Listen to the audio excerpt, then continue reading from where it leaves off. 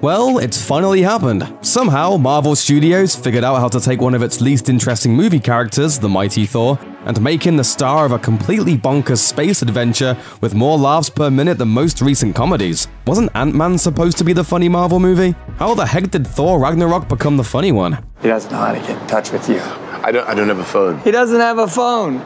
Send a raven.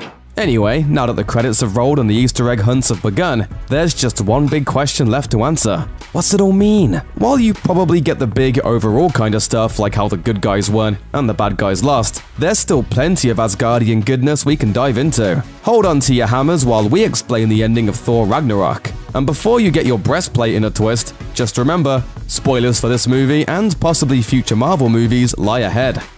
Next up, Oklahoma. So, the realm of Asgard was destroyed by Surtur in a fury of fire, and hey, maybe some extra fury thrown in for good measure. But as Thor reminds us as he evacuates his people onto the big honkin' spaceship, Asgard isn't a place, it's a people, and those people? They're going to Oklahoma. Probably.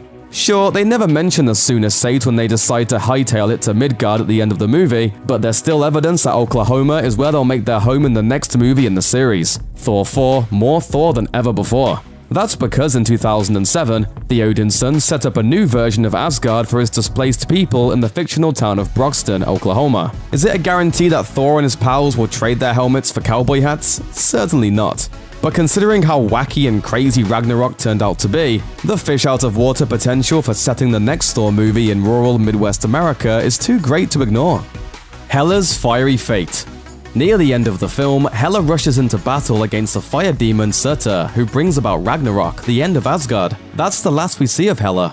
And that means, of course, that we never see her actually die. That's important. When we don't see characters bite the dust, that means there's plenty of room for them to come back in future films. That's even more true for characters of the immortal variety, and Hela, who's older and more powerful than Thor and Loki both, seems particularly immune to the whole death thing, with what her being the literal goddess of death and all. Not only that, but she's at her most powerful while she's in Asgard, so there's every chance that she's still alive and kicking. We know that Thor's going to need every ally he can get when Thanos comes to town, who better to call for help than his big sister. On the other hand, in the comics, Thanos is in love with death, and conquers the universe to prove his devotion to her. Considering Hela is the goddess of death, some fans theorize she will return not to fight Thanos, but as the object of his affection.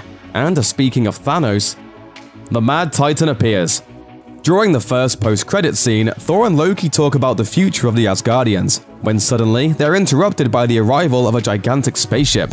We never find out who exactly that ship belongs to, but it's pretty clear that it's Thanos' ride. And who is the man in the purple chair? He's purple. It's a magic glove. Doesn't like standing up.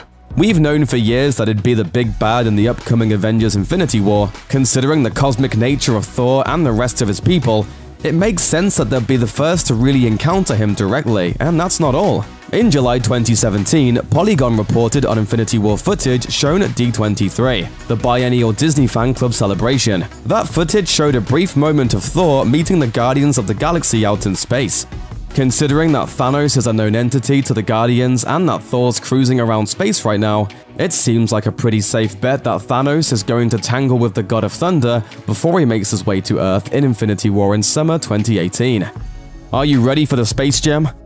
You can't have an Infinity War without Infinity Stones. We've seen these things floating around the Marvel Cinematic Universe for years, and Thor Ragnarok was no different. We got a look at the time gem around Doctor Strange's neck during his brief appearance, and we saw the space gem, also known as the Tesseract or the Cosmic Cube, sitting in the vault on Asgard. Just before he grabbed Surtur's crown, Loki stopped and took a closer look at the gem, and we never saw just what he did with it. But come on. We all know he grabbed that thing. It's Loki. That's what he does. When Infinity War rolls around, Loki will probably do a double secret betrayal of his brother and offer up the gem to Thanos in return for like a space duchy or something. Loki's basically a jerk. Prepare for him to be jerky with the space gem. Again. More mirthful Marvel. The great thing about Marvel movies is that they can kind of be whatever they want them to be, right? Winter Soldier was a superheroic spy film, Ant-Man was a wacky heist movie, and Spider-Man Homecoming was basically Home Alone with web shooters. But more and more of these movies have leaned heavily on comedy, and it's a trend that doesn't show any sign of stopping. Guardians of the Galaxy, for example, became a gigantic hit despite the fact that exactly 0 of the characters in it had any name recognition outside of the deepest corners of the comic shop. Did you care about Groot or Rocket Raccoon before the first Guardians of the Galaxy movie? Probably not, but you do now. That's because both of these films, in addition to all the other wonderful things they do with their characters, special effects, and action set pieces, are also really, really funny.